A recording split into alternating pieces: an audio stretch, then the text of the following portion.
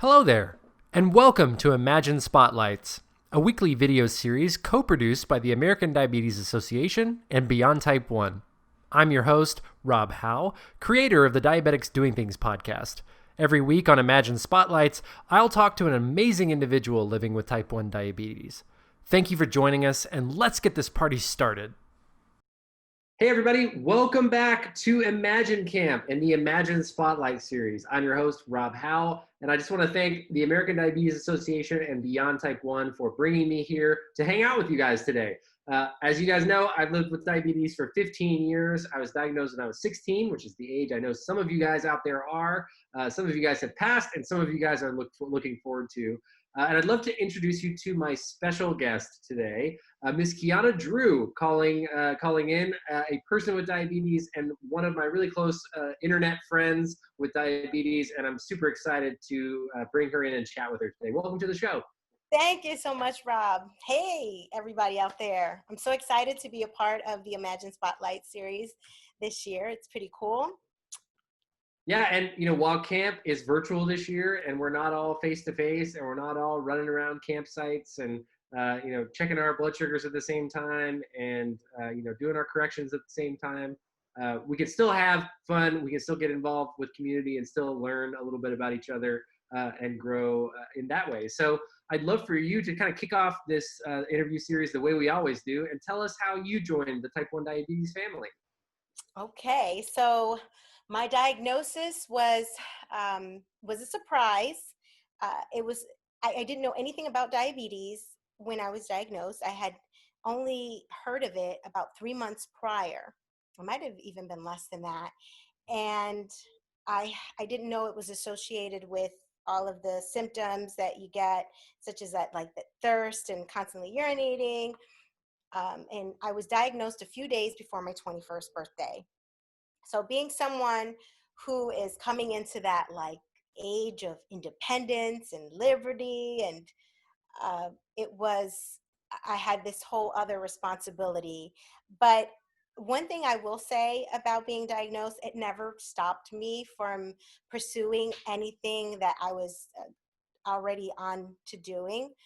I had always wanted to sing, and I had always wanted to be in the entertainment industry. And when I was diagnosed, I was just getting my feet wet. So I was just going out on auditions, and I had just signed to a record producer who was working at the time with a group that no one knew of. And he was telling me about this big star named Beyonce that no one knows, that was going to be absolutely this amazing. He's like, she's a star, she's a star. And then the first single off Destiny's Child album hits, and I was the first one to hear it because he wrote it. So I just want you to get into the mind frame of like how exciting life is when you graduate high school and you're starting college and you're like in your early 20s. And honestly, it doesn't matter what age you are, you can do whatever you want. You put your mind to it, you can do it, whether you have diabetes or you don't. So I was very excited about everything what was happening in my life. And then here comes this disorder And I think I totally agree with that. It's very similar to sort of my diagnosis story. And instead of a recording career and a career as a vocalist, it was a career in basketball for me. And it doesn't have to derail it. So I'd love, while you were young and looking forward to this big career and this like all these opportunities that were in front of you, you get this diagnosis with diabetes in the middle. How did that impact your life? Like obviously it's a big change. But talk about your career and what was going through your mind as you got used to life with diabetes. Wow. Like I said, I was fearless. So there was nothing that was going to hold me back. I was gunning for it. I was going for gold. I was going for the moon, shooting past the stars. And one thing that I realized in my journey, just in life in general, was as a person with diabetes, that will find its way into every little part of your life. And if you don't take the time to take care of yourself, to acknowledge that, you have to manage your blood sugars and you have to find the balance in your day-to-day life and managing your blood sugars, that it's gonna find its way into every part of your life, but it will it'll get it'll get you to miss the mark sometimes, and it'll look like something else on the outside. So maybe someone may think that you're not productive, or for myself as an artist, I was dancing 8 hours a day, and I was performing. I was in the studio all hours of the night, and I was very, very tired. And that's a schedule that is grueling. Like the entertainer schedule, you guys only get to see the lights, camera, action. Oh wow, that looks fabulous. All of the work that goes behind the scenes, and that's with anything that you want to do in life, in any profession, whether you're going to school for it or building upon it. It takes a lot of work, and if you don't manage your blood sugars, then it's going to take away from how well you do that work. And it did that for me. So there were times where I missed the mark, and I may have forgotten some dance steps, or I was not able to stay up to 6 in the morning in the studio. And I was a part of a girl group, so I would fall asleep in between at about 2:30, and everyone's like, Kiana's still sleeping. I don't think she really cares about this project. And it's like, no, it's not that. It's that we all had like Popeyes for dinner, and I ate a biscuit, and I forgot to bolus. I don't even eat Popeyes anymore, but then but then at that time it's like, well, even if I ate a salad and I forgot to bolus, it's now going to make me really tired and sluggish, and I'm not going to be able to perform at the level that I know that I can. So that's how it got in the way. And eventually I had to make it a priority to just focus on the blood sugars. Make sure I bolus, make sure I check, and I know what that number is, so that I can give my all to everything else. And I think it really comes down to a very important piece of things. And I think I want to normalize sort of the vulnerability behind, I think behind diabetes and chasing your dreams and just chasing your dreams in general. I think a lot of times as a culture, we look at the final result. We look at, you mentioned Beyonce earlier. And, you can look at Beyonce today and say, wow, she has all this success, all these things, like she's such a leader, it's such an inspiration. But we didn't see the 20, 25 years of work that went into her becoming who she is. And so I love that you have shared and been vulnerable about some of the shortcomings and some of the learnings that you had to go through. For me, I remember distinctly my freshman year of college, in a basketball practice that was particularly difficult. And I think I had had diabetes for 3 years at this time. And I had to pull myself out of the practice just to test my blood sugar. I think I was running very high and felt very tired and needed some insulin. So I'm sitting on the sideline, and my coach yells at me in front of the whole team, and he's like, "Is that all we're going to get out of you, Rob?" And I just remember like how that felt in that moment, and like how angry I got, and how I didn't want that to keep me. I didn't want diabetes to keep me from doing what I wanted. But I remember what my doctors told me on the first day, and this was so important to me, and so important in my development. They said, anything you can do, anything you want in your life, whatever you want for your life is still within reach, as long as you take care of your diabetes. And that was a key. Like I didn't understand at the time. Like there is a lot of preparation, there is a lot of learning and remembering, like you said, to remember to bolus. It's like that the small print.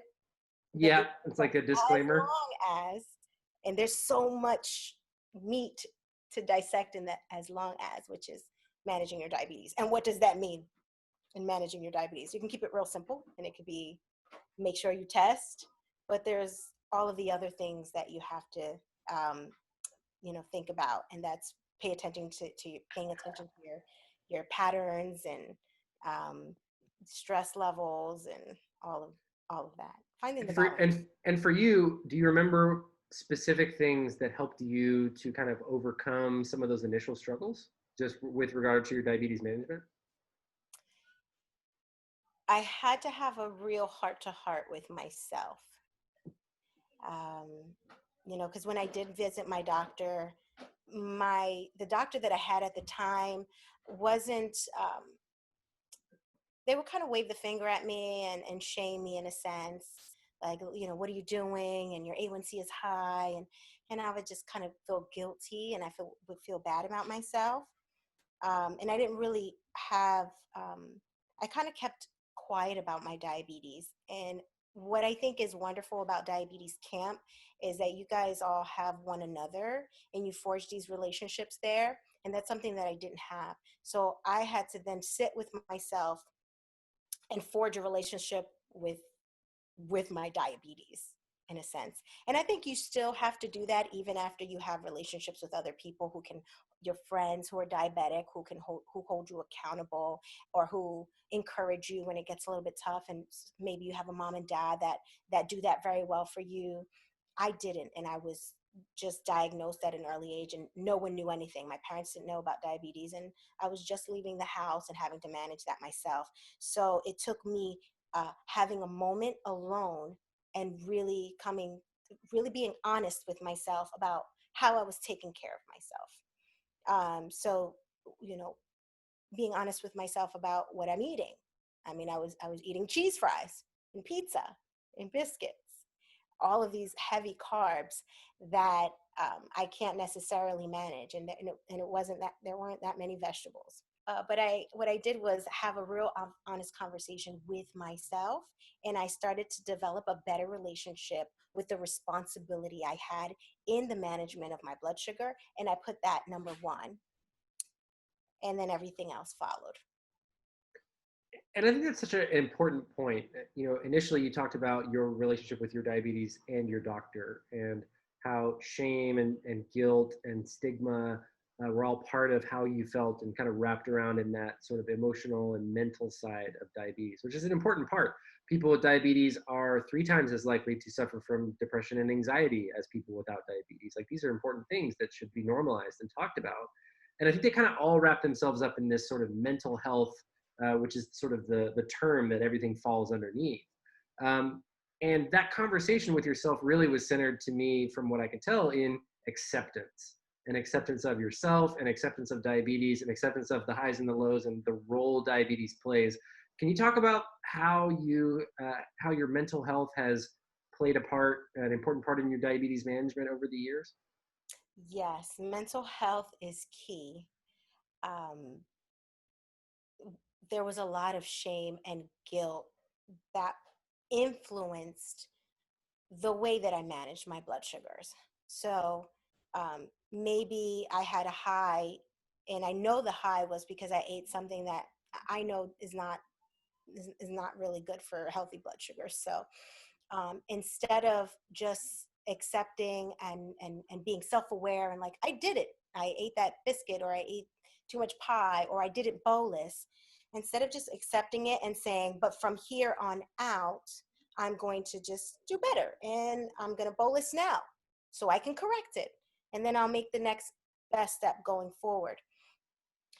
Instead of doing that, which is what I do today, I would sit in that guilt and that shame over something that I did. And um, one thing I want to say about what anybody does, um, we're not we're not perfect.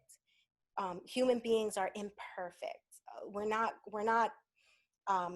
all just trying to figure out what the best thing is, especially when you're young. You don't really have enough experiences to gather and say, oh, I know that's not such a good thing, so maybe I shouldn't do it anymore. So you want to be easy on yourself. You don't want to sit in that shame and that guilt and feel bad and just go, oh, I forgot to bolus, so you know what, I'm just not going to bolus for the rest of the day. Or I'm just going to eat whatever I want now. I'm just going to sit with everybody and eat the cheese fries and the pizza, and, go to Cold Stone and get the ice cream and just whatever. Um, It's funny. What you described is something that my dad taught. Father's Day has come recently, and my dad taught me something when I was playing golf, and teaching me how to play golf early in my life. And he said, in golf, you have like scores with names, right? Like birdie and par and bogey, and then there's like double bogey, and double bogey is bad. And he told me, he's like, the definition of a double bogey is a bad shot followed by a stupid shot. And to me, that like, sometimes I apply that to my diabetes. Is like, sometimes we make bad decisions. I am not a perfect diabetic. I don't know any perfect diabetics or perfect people with diabetes, or however you identify. even though there are these awesome people that we see, and awesome people like you who are on the Imagine Camp, Imagine Spotlights, we make mistakes. But it's all about how you respond to those mistakes that makes it. So I try to make sure that I never double bogey a diabetes mistake. I never, like, I'm gonna have bad shots. I'm gonna make bad carb counts. I'm gonna forget to bolus occasionally, or I'm gonna, you know, forget to bring a low snack to the gym every now and then. But I have committed to not making a stupid shot, which is to blame myself or to feel guilty or to sit in that anger or disappointment for too long, because I'm in control of that.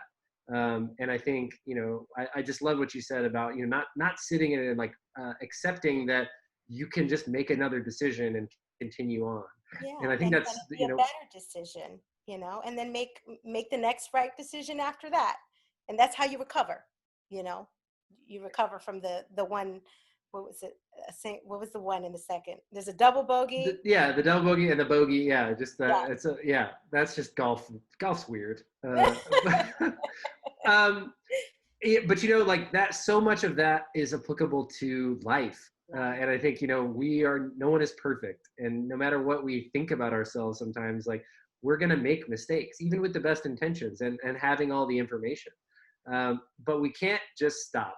And I think that's what diabetes really teaches us at an early and young age for many of the campers who are watching is no matter if you got diabetes when you were 6 months old, 6 years old, 16 years old, 26 years old, like there are mistakes that will happen, but failures are not final, and they're not, and I think we can bounce back, and diabetes teaches you to bounce back, and that is such an applicable skill that you can learn. If you can learn early, can really benefit you down the road in your life. That's so true. There's no quitting. No quitting. Right. There's a song. It's Pharrell. It's a duet. It's Pharrell and Justin Timberlake, and the song is called Brand New. It's one of my favorite. But he opens up the song saying, um, "A quitter never wins, and a winner never quits." I think that's what it is. So a quitter And never wins, and a winner never quits.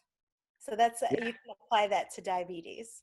absolutely. And Mm-hmm. like I think that there something that I talk a lot about is finding those small wins. Uh, and sometimes like when you just wake up in the morning, your feet hit the floor and your sugars are in range, or you make it to school on time, or you got your homework done, that's a win. You should pat Yep, yourself on the back. So I that's think sometimes you got to just search for those wins. right. Mm-hmm. Yeah, be kind to yourself too. Don't be so hard on yourself. Let's talk a little bit about, I want to shift gears. You have a nonprofit called The Anchor Holds. Yes. What inspired you to found The Anchor Holds, and tell us a little bit about it? Yeah. So the Anchor Holds, uh, I named the nonprofit The Anchor Holds because my dad sings a song that's called The Anchor Holds, and it's essentially saying that God is who anchors you in the Word of God and those positive affirmations and that anchor you in those stormy seas. So I feel like the stormy seas are the high and lows of the blood sugar, and the anchor is our community of people who are here to encourage us and inspire us and educate us with regard to diabetes. So I started the Anchor Holds when I had gotten to a point where I was celebrating a lot of wins because I had that conversation with myself and accepted the responsibility I had in taking care of my blood sugar. And that was my goal for a while, to just have blood sugars that were healthier than I'd ever had. I mean, I had an A1C, just to share this with you guys. I had struggled with some things. And I will share that I struggled with something called diabulimia, and it was an eating disorder associated with type 1 diabetes. And I had gotten to a place where it was a struggle for me, and I fought and I won. And I wasn't sure that I was going to win. And I had to prove it to myself. And once I did prove it to myself that I could win, that I could get out of this struggle, and then the next focus was just adopting healthy habits as a person with diabetes, I then wanted to help other people. So I essentially wanted to be someone's anchor because I didn't have an anchor. Like I mentioned before, I didn't have a community of people with diabetes. I never went to diabetes camp. I didn't know anyone with diabetes who could help to encourage me. So I essentially had to do that for myself. And the reason why I created the nonprofit was because I wanted to be an anchor for someone else and inspire other people to be anchors. So it's essentially, all you guys out there are forging these relationships, but you're going to go out into the world, you're going to meet more diabetics in the wilds, and you can be an anchor for them. Yeah, I'd love for you to extend some instructions for people who may be struggling with diabulimia, and what they can do to take steps to get involved. So like I said before, I struggled with diabulimia for a long time, and it might have been definitely over 10 years. One thing I will say about that struggle, do not believe that voice in your head that says you can't overcome it. There is a voice that you'll hear, and sometimes it drowns out the desire you have to get better, the desire you have to take your insulin, the desire you have to eat um, because you're hungry. Um, it's something that I remember as a, it was such a dark time for me, and I thought that I couldn't get past it, but then I did. And one thing I want to share is it, how to do it, or the beginning steps to take would be, um, you have to start changing your mindset and almost speaking life into yourself. And one thing that I want you to offer is to close your eyes and to think about what you want your life to look like. Just take a moment with yourself and think about what you want your life to look like. And if it was a timeline from the moment you were born to, here's this, there's the dash in between. Date of birth, no one knows when we're leaving this earth, but what do you want that dash to look like?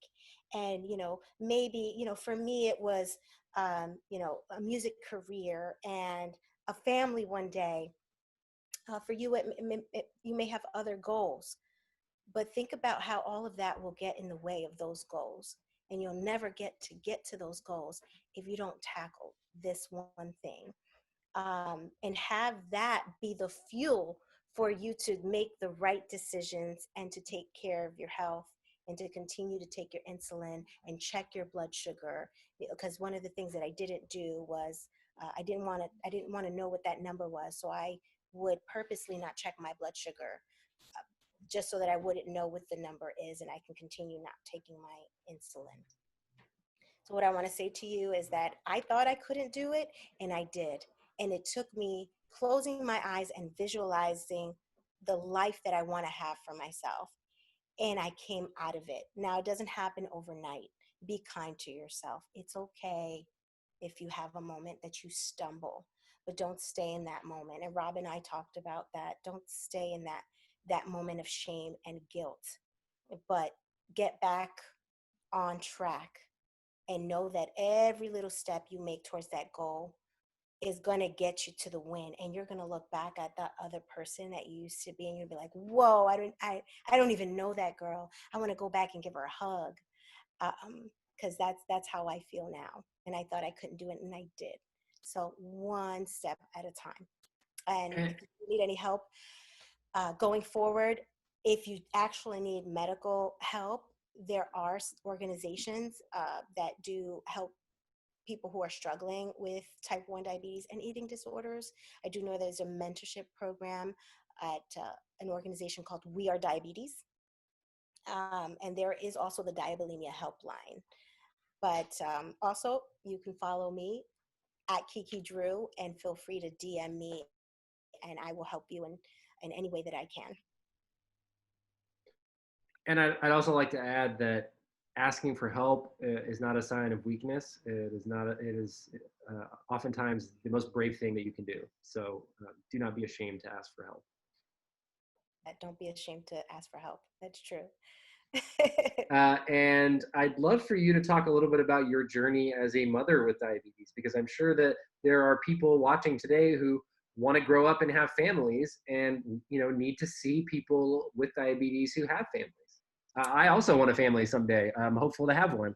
I'm working on it. As soon as I get married, that'll be the next step. But yeah, I think I'd love to hear your perspective as a diabetes mom. Yes, motherhood.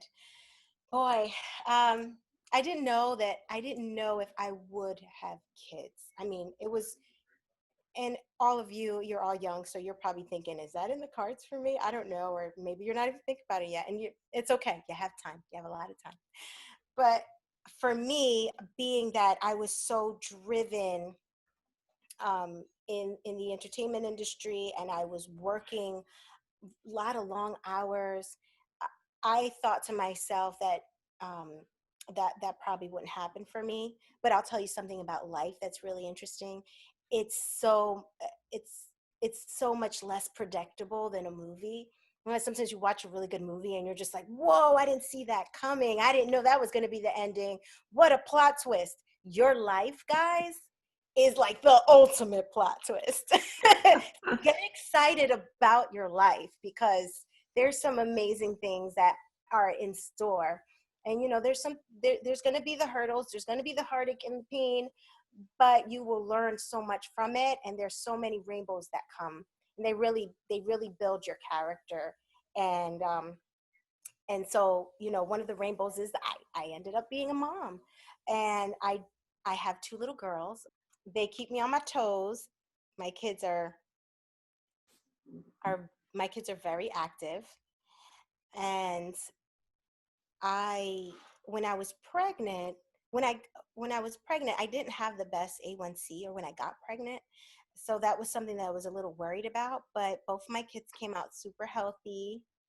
And now they're at an age where both my kids are now at an age where they help me when I have low blood sugar, which is, it's kind of cool. They've seen me take care and manage my blood sugar. And just the other day, my oldest, I could feel that low coming on, and you get the shakes. And the shake was starting to get so bad that I'm just like, I don't even want to get up to go get the juice. And I was cuddling her in bed, which is kind of how our nights go. And then I was like, oh, her name is Lily, my oldest. And I said, Lily, I think my blood sugar's low. I'm feeling shaky. And she was already about to fall asleep. She was in that nice, like, cuddle position, eyes closed. She got up so quickly and said, what do you need? Do you need some juice? I said, oh, can you give me one of your little applesauce squeezy pouches? So she got me one of the Go Squeeze applesauce pouches, gave it to me. And as I closed my eyes, she did one of these. She said, I'm like, what are you doing? She's like, don't go to sleep. You told me to tell you not to go to sleep until your blood sugar goes up, and it's still down. I could see the arrows going down. So um, kids pay attention to so much more than you think they do. They do, and it also just speaks to somebody who's willing to get up from, like, in that almost asleep phase to go get you a little blood sugar snack. Somebody that you like to keep around. That's somebody who really cares about you and loves you. That's so nice. That was so sweet. And I think all of us here can think about our brothers and sisters, or our mom and dad, or our people in our lives, our friends who have helped us out when we have low blood sugars or high blood sugars, have been there for us. Family comes in all shapes and sizes, and I think that's such a huge part of community. Yeah. Kiana, I think something that I'd love to hear from your perspective as well, for people who are listening, for kids at home who are thinking, wow, I really like to get involved and try to be a voice for change and awareness in diabetes and in my community. How would you recommend that they get started? Let's see.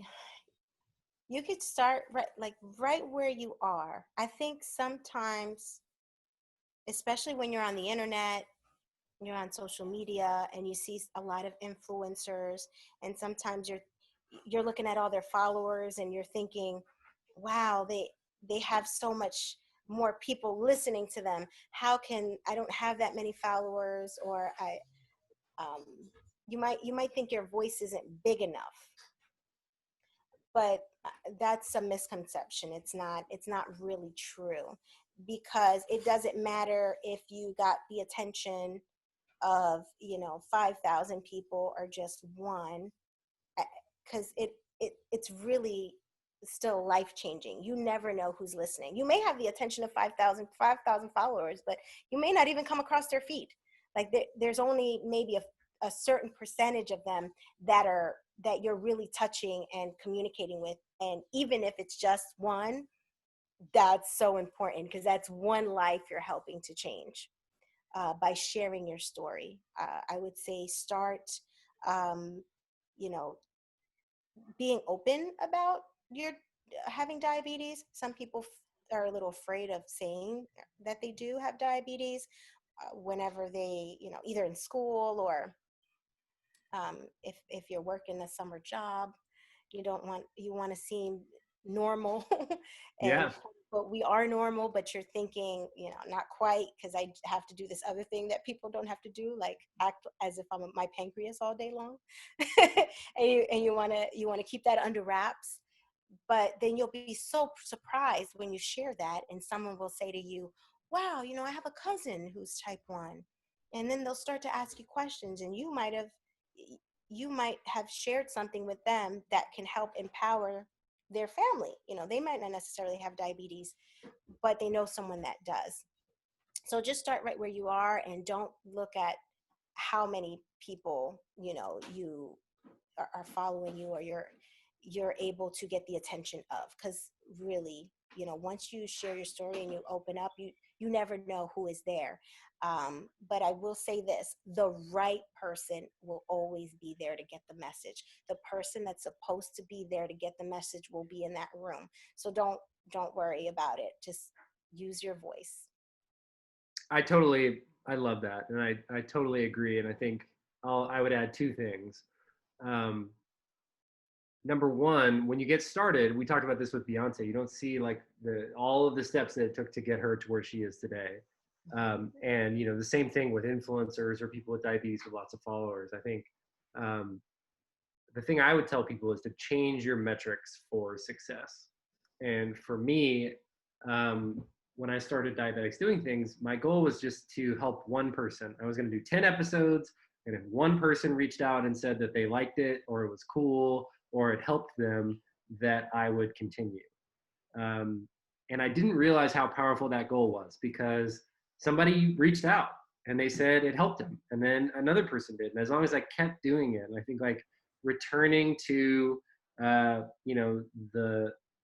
think of it kind of like like a blacksmith or something, like returning to the forge. As long as I came back and did the work, as long as I came back and continued to try, things kept happening, and I kept accomplishing my goal. And a lot of times that one person was just me. I think that's really important, and also to not share or not compare your day one to somebody else's day 1,000. I think we're all very different. And the other thing that I would say is, it's not about how many people see it. You never know how the story you share about yourself can affect somebody else who just needed to hear it that day. It may just be one little thing that you didn't think was important, but you sharing it can make a huge, huge difference. So yeah, I totally agree with you, and I think that's a super powerful thing. Your voice it matters, and your story matters. If you're listening to this today and you're doubting your story, doubt is a real thing, and that's the thing, especially with people who are creative. It'll creep into your mind and it'll ruin you. Don't let it. Your story matters. You matter, and you never know what impact your story could have on somebody else. That's true. Will dim your light. Doubt will dim your light, and all of us have a light and can spread magic. But when you have that doubt in there, it's going to inhibit you from doing that. So yes, share your story.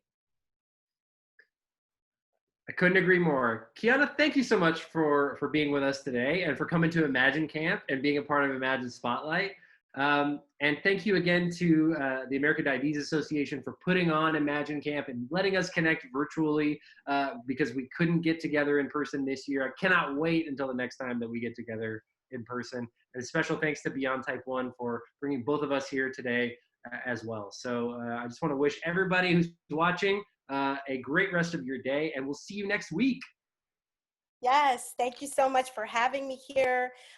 This is awesome to be a part of this virtual camp, and this was lovely. So I hope that you guys have gotten, you feel inspired and empowered, and you're already ahead of the game. Like I said, you have each other, and that is so awesome.